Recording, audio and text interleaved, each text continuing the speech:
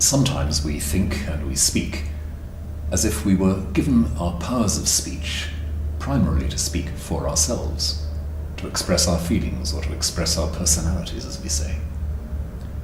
But what if speech were really given us so that we could speak out of a sense of solidarity and community? What if the great miracle were the ability to speak on behalf of the neighbour and on behalf of the stranger?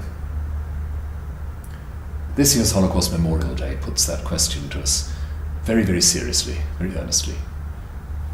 It invites us to think back to those words of Pastor Niemöller.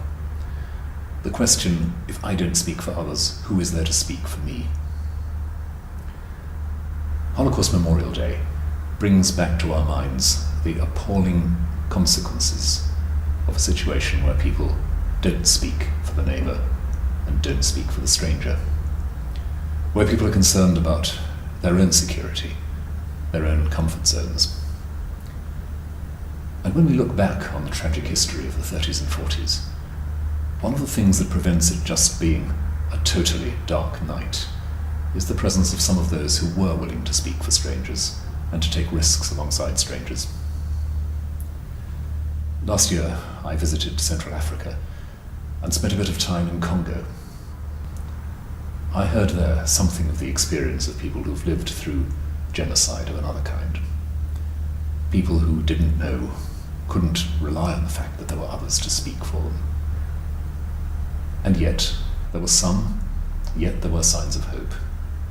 And even the slightest difference in the middle of such a catastrophic situation is of the greatest importance, a sign of grace, a sign of God. So in our commemoration this year, we're encouraged to challenge ourselves. Who do we speak for? Are we willing to speak for the neighbour and for the stranger? For people like us and also people who are not like us? Are we willing to take risks alongside one another? We've been commemorating recently the 70th anniversary of the foundation of the Council of Christians and Jews in this country. And that has its origins in a moment when one of my own predecessors, Archbishop William Temple, came to the conclusion that he had to learn to speak for a stranger.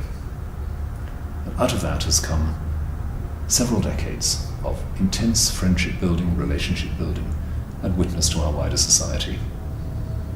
I very much hope that that witness will be part of what we take forward into the next generation, a generation where these issues will not be stale and they will not be academic, and where we will go on being challenged as to who we speak for. Our words may not be very loud, they may not instantly change everything, but they will change something. They will change us, they will change at least one neighbour. They will make some strangers into neighbours, and that is profoundly, eternally worth doing.